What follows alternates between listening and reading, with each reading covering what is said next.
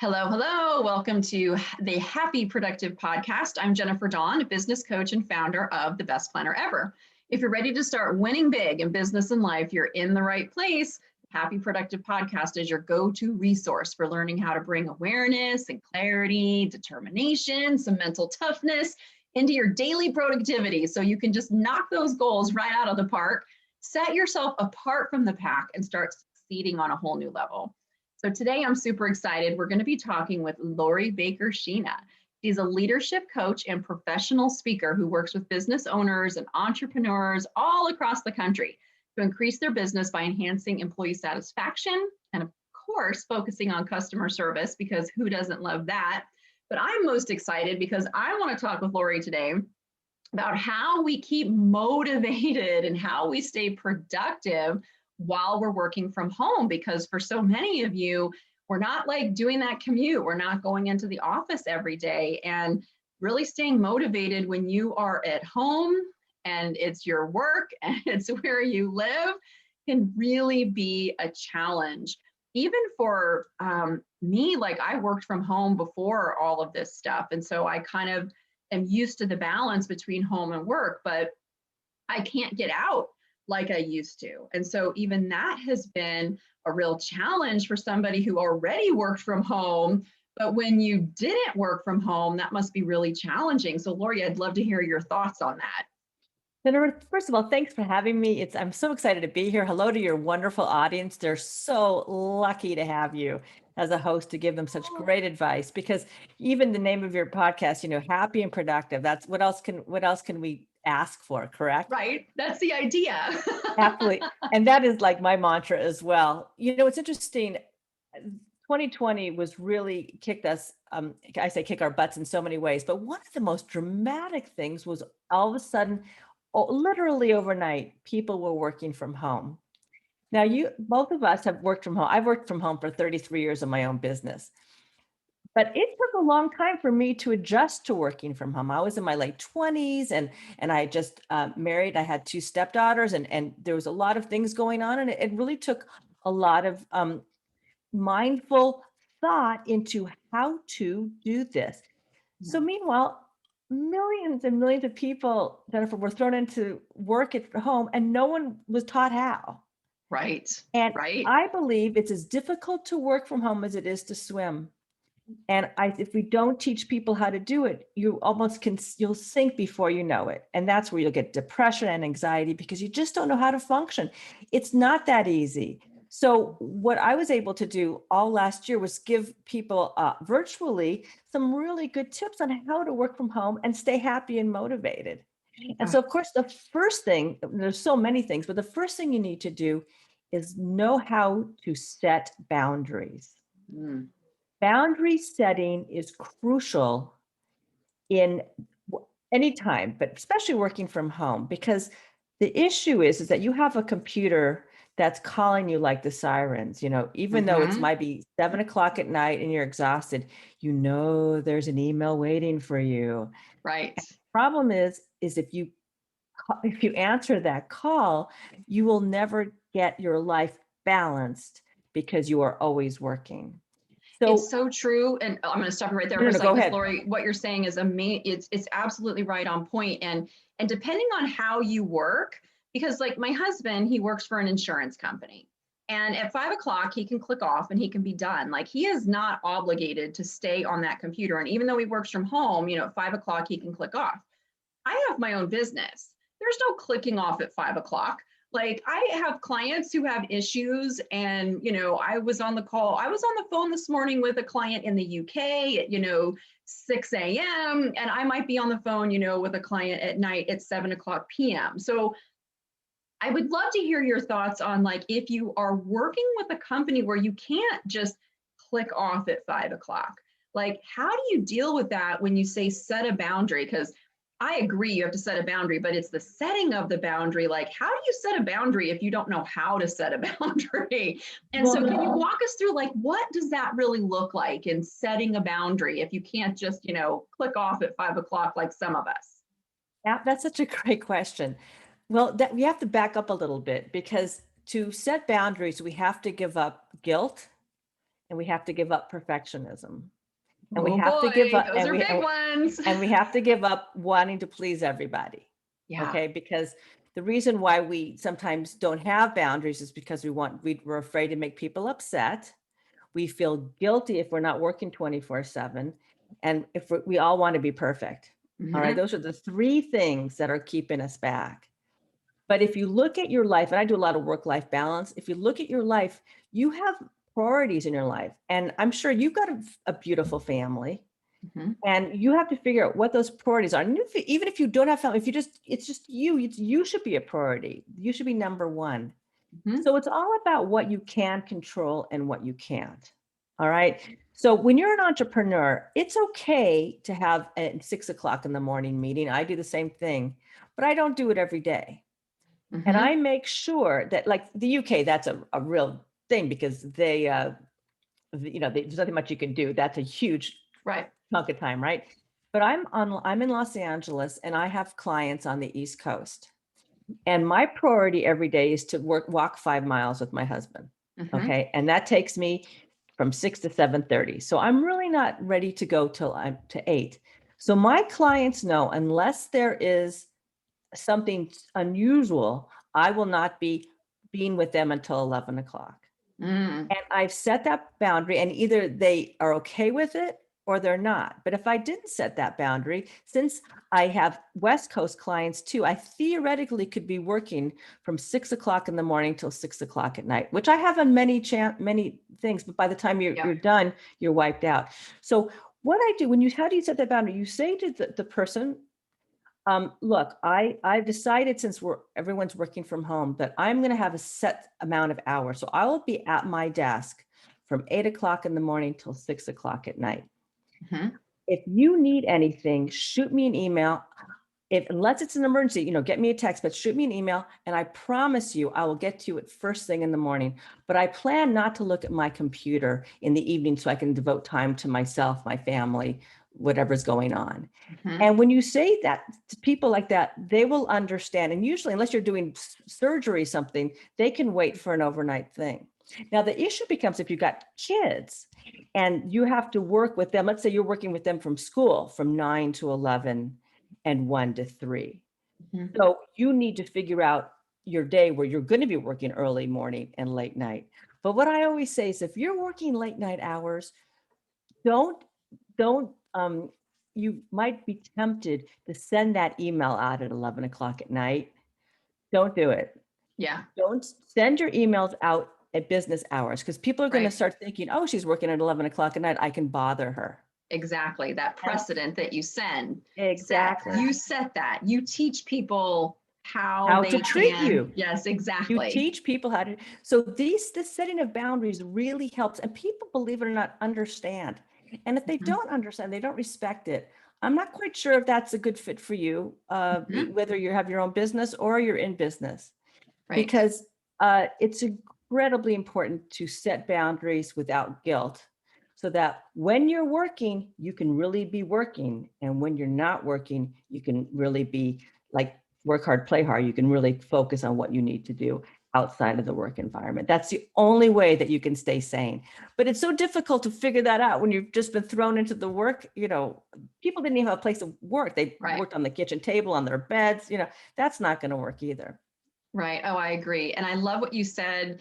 I thought that was so powerful when you said we've got to give up being guilty. We've got to give up perfectionism, right? Letting go of some of these things can be really, really hard. But if we let go of the guilt, if we let go of the perfectionism, when I hear that, I think, yeah, it's about reclaiming our personal power. It's like taking that power back, because as soon as we're walking around in a state of feeling guilty about everybody and not setting any boundaries and trying to be perfect, which is totally unrealistic anyway, we basically are just giving our power away to all these things. And now, of course, it's going to be, we're going to be more stressed, and it's going to be hard to set a boundary if you give away all your power to other people. Absolutely. So, I don't think, I think it's a myth. I don't think you have to sacrifice customer service. I Mhm. am the queen of getting back to people. I mean, my leadership brand is people can count on me. I rarely forget meetings. I'm always on time. This sort of thing.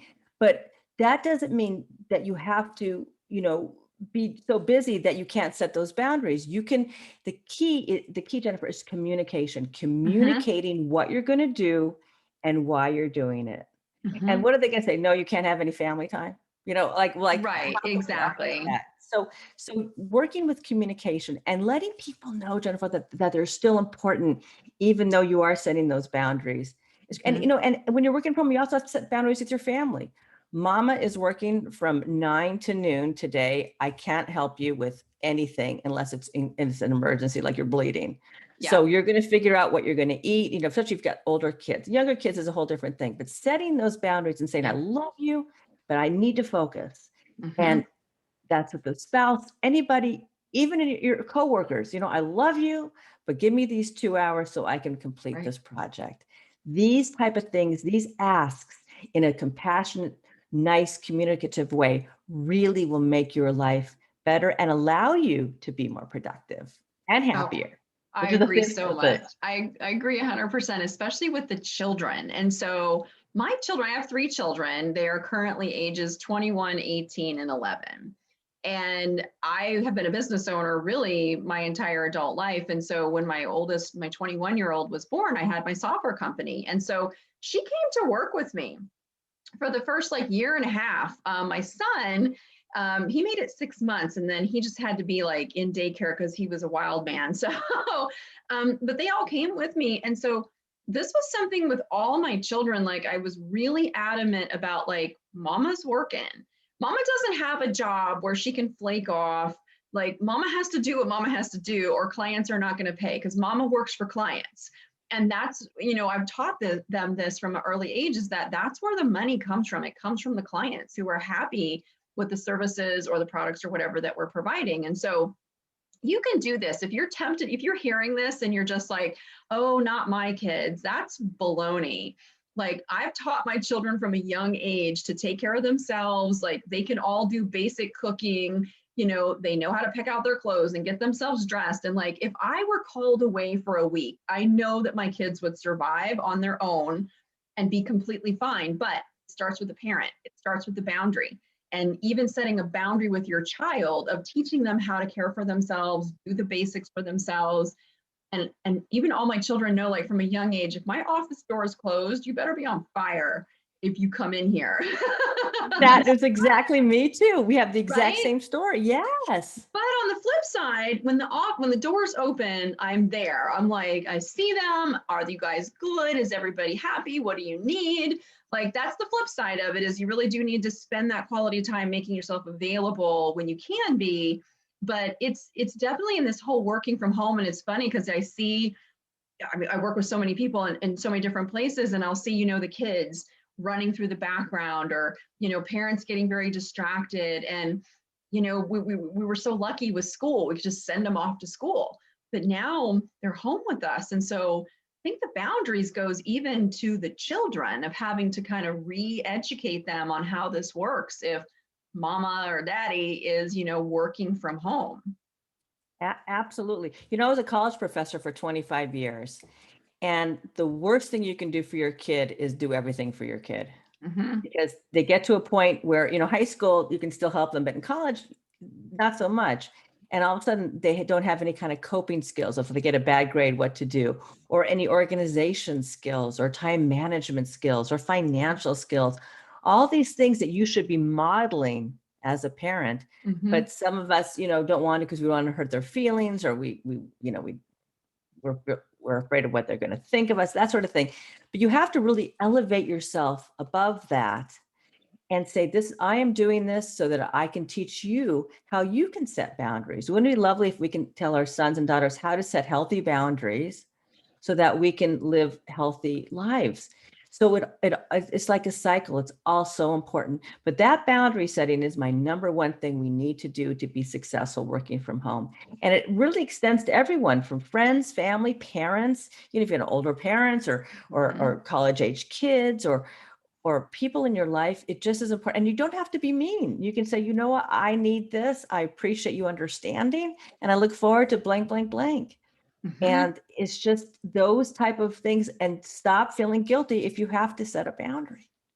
Yeah, no, I love this so much. And so it can be hard sometimes to stop feeling guilty. But I think what you said was so important, that you're not being mean when you set a boundary. Now, you could be mean when you set a boundary, but that's not what we're talking about. We're talking about setting a loving boundary and doing it in a loving way. And when you lovingly set a boundary, actually, you're being more loving, you're not being mean. And the way I look at it, my job is not to raise babies. My job is to raise fully functioning adult humans can go out and make the world a better place. And doing it all for them is not helping them. And in some ways, I look at that as like, that's how I would be mean to my kids, to do everything for them and to not teach them how to function on their own. That would be far more mean, to send them out into the world, because the world is not going to baby them. The world is not going to do everything for them. And that'd be far more mean to send them out completely unprepared than it would be to set a boundary, teach them how to handle it. You're going to have to deal with that, that in the moment crap where they are like, I don't want to do it. Tough. Like, this is what you're going to do. Like, to me, that's a far more loving and kind gesture than to send them out into the world unprepared. Absolutely. And if you tell your kids the why, just tell them why. You're not just doing this, but you're doing this for a reason, and it's a lesson, and this is why we do this. I think that's very helpful. I agree completely. And you know what? It's kind of the same for your employees too. You're not supposed to baby Yes. them either, do Yes. everything for them either. You're Yes. supposed to empower them and teach them and set boundaries, just like with the children. That's a great parallel, Jennifer. Great parallel. That's exactly correct. I love it. So tell me, Lori, like, let's say you are working from home and you're feeling just like, oh my God, and you're really struggling to stay motivated in that working from home space.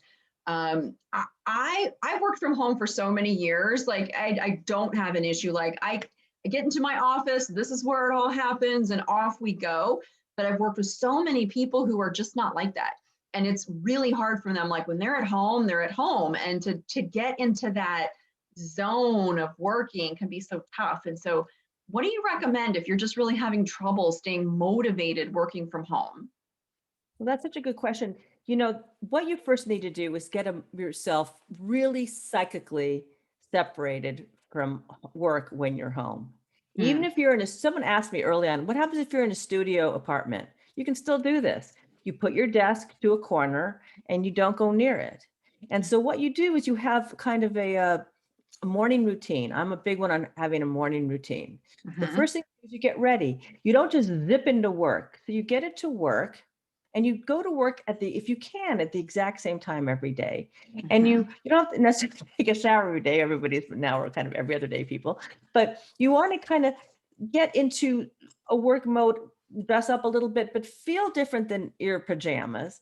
And mhm, you want to take 15 minutes and plan out your day so that you know what you need to do, you know the priorities, and you don't feel overwhelmed. mm, And then it's really important to plan breaks.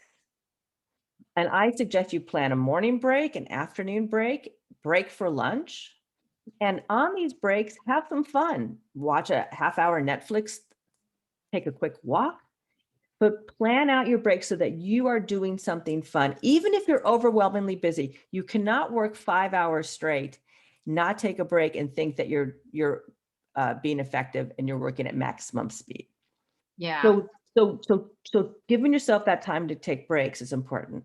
Also, it's important to connect with the people who you work with. One of the things that the biggest grief and the biggest loss is not having people to hang with. So Mhm, I suggest creating coffee dates where you call up your friends, you plan it on Zoom, and you just have a cup of coffee for 15 minutes to half an hour, once or twice a week with people who you care about. And mhm, just stop, and that will bring the connection that you need. But mhm, back to the 15 minutes. So the 15 minutes you plan, and then you get to work and do the stuff you can't stand early in the day when you're fresh, and then put the stuff that's easier to do later as the day goes by. Be sure to do something for somebody else every day as well. mhm. If you be sure to reach out and see if anybody you know needs help, because that elevates your spirits and allows you to feel useful. Mhm. And also don't forget why you're working for that company, because no matter what company you're working for, it is doing something good for society. So let's say you're a software company, Jennifer, the things that you do are helping people be more productive, to be on their computers, to do what they need to do. You're adding value to everybody. So remember the value that you're adding, even when things get dicey in the weeds, remember who you are and that value. And that really helps elevate the joy level and the motivation level. Two other things I always recommend are keeping a strengths journal. So keep an eye out every day for what you did right Mm. and write it down, and then figure out what characteristics of yours contributed to you doing that right. Is Mhm. it you're a good responder, you're a good communicator, you're good with finance, you're good with HR? What are you doing that's allowing you to be good? And just jotting that down at the end of the day, or even in real time, helps. And finally, of course, that gratitude journal, which I live by, I learned about it in my 30s.